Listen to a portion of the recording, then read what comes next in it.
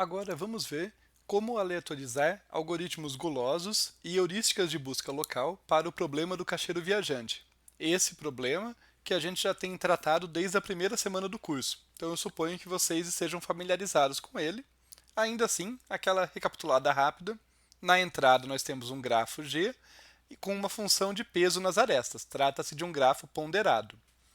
E as soluções viáveis correspondem a circuitos hamiltonianos, ou seja, um circuito que visita todos os vértices do grafo exatamente uma vez e, como todo circuito, retorna para o início. A função objetivo é a soma dos pesos das arestas do circuito e nós gostaríamos de encontrar a solução com menor custo, ou seja, o circuito de custo mínimo.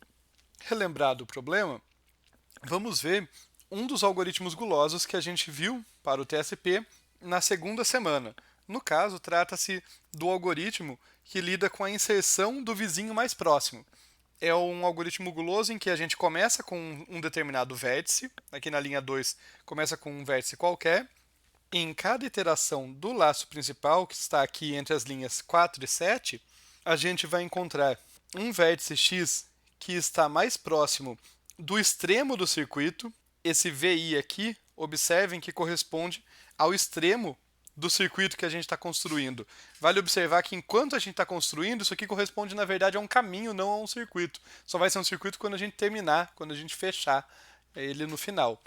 Então, ao longo do algoritmo é um caminho, ele tem uma ponta, tem uma cabeça ali, e a gente vai detectar o vértice x fora de C, que está mais próximo dessa ponta, que minimiza W de VIX. E daí a gente adiciona esse x no final de C, a gente cresce esse caminho. Como em cada iteração a gente está adicionando um vértice que está fora de C, em cada iteração a gente está visitando um novo vizinho, no final a gente vai visitar todo mundo. No final a gente tem um caminho que visitou todo mundo, daí a gente simplesmente volta para o vértice original e a gente tem o nosso circuito. Onde que a gente pode aleatorizar esse algoritmo? Um ponto que vocês já podem ter imaginado que eu vou falar aqui, porque parece com algo que a gente já fez antes, é a escolha do vértice inicial. E, de fato, esse V é uma escolha arbitrária que a gente pode escolher aleatoriamente. Então, seja V um vértice qualquer, escolhido aleatoriamente. Essa é uma mudança que a gente pode fazer para aleatorizar o nosso algoritmo para o TSP e que é positiva, no sentido que cada vez que a gente rodar o nosso algoritmo, ele vai começar de um vértice diferente, disso vão decorrer escolhas distintas e por conta disso ele vai construir um circuito diferente. Com aquela ideia, né? Às vezes ele vai construir um circuito melhor, outras vezes um circuito pior. Dessa variedade a gente pode se beneficiar pegando o melhor que a gente encontrar depois de rodar ele várias vezes, depois de rodar esse algoritmo aleatorizado várias vezes.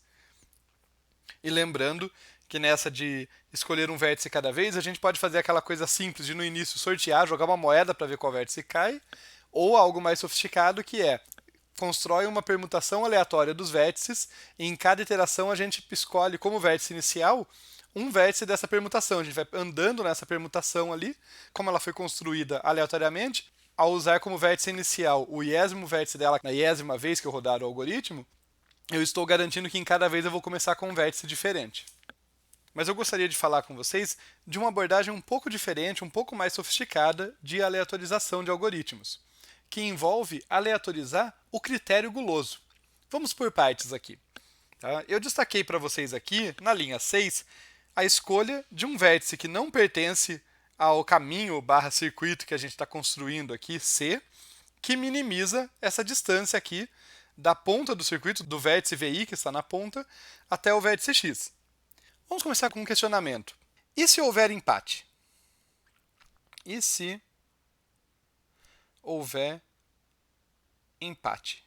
Se por acaso tiver dois ou mais vértices que minimizam essa distância, qual eu escolho? Nessa situação, parece convidativo utilizar uma escolha aleatória, né, para trazer variedade. Caso empate, eu jogo um dado para escolher dentre aqueles que minimizam para qual que eu vou. E assim, cada vez que o meu algoritmo rodar e empatar, ele vai escolher um caminho diferente, ou possivelmente diferente. Pode acontecer pelo mero acaso de ser o mesmo, mas ele vai estar ali aberto para as possibilidades.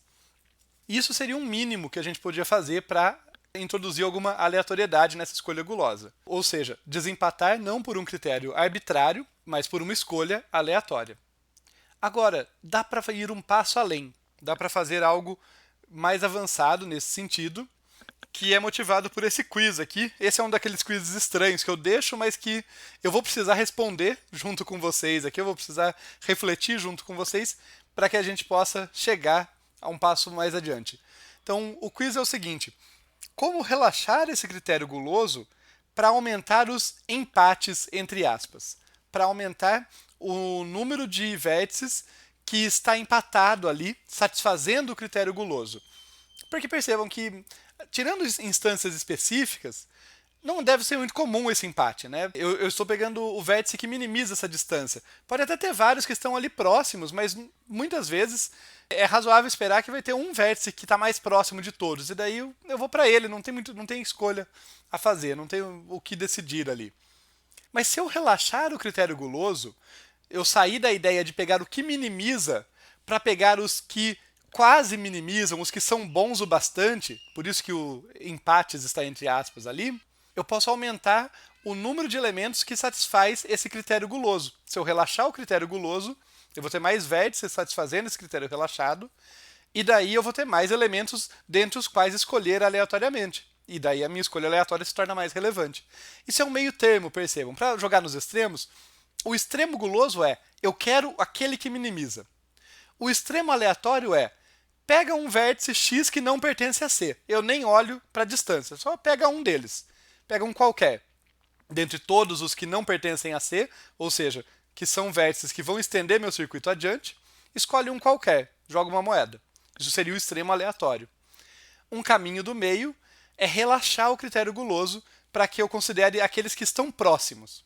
E daí, para deixar um pouco menos vaga essa ideia do que são os que estão próximos, eu vou construir aqui com vocês, inspirado pelo critério que é usado na aleatorização da meteorística GRASP. Isso aqui, só para deixar claro que não fui eu que inventei. Na meteorística GRASP, que significa Grid Randomized Adaptive Search Procedure, um dos passos dela envolve aleatorizar um algoritmo guloso. E o jeito de fazer isso, tá? Não tem uma única maneira, mas em linhas gerais o jeito de fazer isso é relaxar esse critério guloso, como eu estou sugerindo para vocês. E uma maneira de fazer isso vai ser a seguinte: olha, eu estava querendo minimizar as distâncias ali, o W, VI, X, sendo VI a ponta, né? Então vamos fazer o seguinte, vamos definir alguns elementos aqui.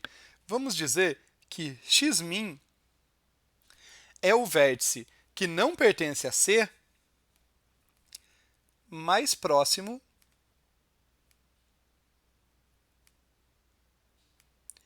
de VI. Numa iteração, tá, gente? Eu estou analisando isso aqui dentro de uma iteração em que o VI é o vértice da ponta ali do meu algoritmo guloso. E vamos dizer que Xmax é o mais distante. Se Xmin é o mais próximo, Xmax é o vértice fora de C mais distante de VI. Daí eu vou dizer que satisfaz o meu critério guloso, tá? Para substituir ali a minha linha 6, todo vértice x que satisfizer o seguinte critério: W de VIx, tá? A distância ali, o peso da aresta que vai de VI até esse vértice x, tá? Um x que não pertence, tá? Para x que não pertence a C também, isso continua sendo válido. Que seja menor ou igual que W de VI Xmin mais o delta ali entre a distância do max e do min, W de VI Xmax menos W de VI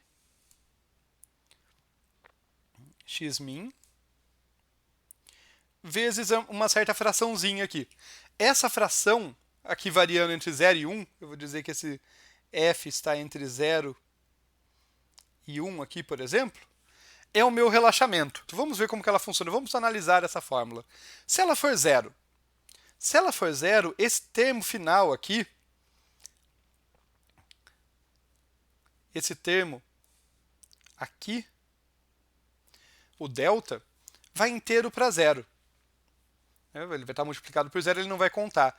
Então, só vai entrar nos meus vértices que satisfazem o critério guloso relaxado aqueles que são menores ou iguais que a distância mínima. Então, não está relaxado coisa nenhuma, né? Quando f é igual a zero, eu não tenho relaxamento. O f é justamente a minha fração que determina quão relaxado está o meu critério. Quando é zero, não está relaxado. Quando f é 1, no outro extremo, o que vai acontecer é que eu vou ter 1 vezes WVIX-max menos 1 vezes WVIX-min. O menos WVIX-min vai cortar com o WVIX-min que está ali fora, e eu vou ter que vai satisfazer o meu critério guloso relaxado todo mundo que for menor ou igual que WVIX-max. Mas Xmax é o mais distante de VI. Portanto, todos os vértices que estão fora de C vão satisfazer esse critério. É o máximo de relaxamento. É o caso em que todo mundo vai estar nesse pool de candidatos a serem considerados pelo critério guloso relaxado. É um critério que, não, na verdade, deixou de ser guloso, né? É o máximo de relaxamento. Qualquer coisa no meio do caminho é um relaxamento parcial. Se for, por exemplo, 0,1 o meu f, eu só vou considerar aqueles vértices cuja distância do VI está até no máximo 10% a mais desse delta. Ela corresponde à distância até o mínimo, até o VIX-min, mais no máximo 10% desse delta.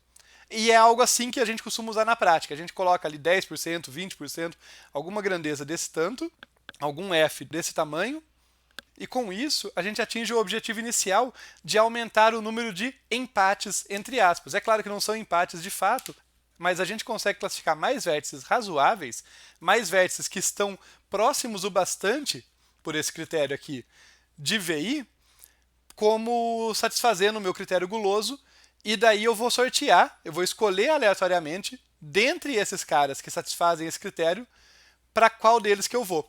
E aí eu tenho um algoritmo guloso aleatorizado, cujo critério guloso foi aleatorizado.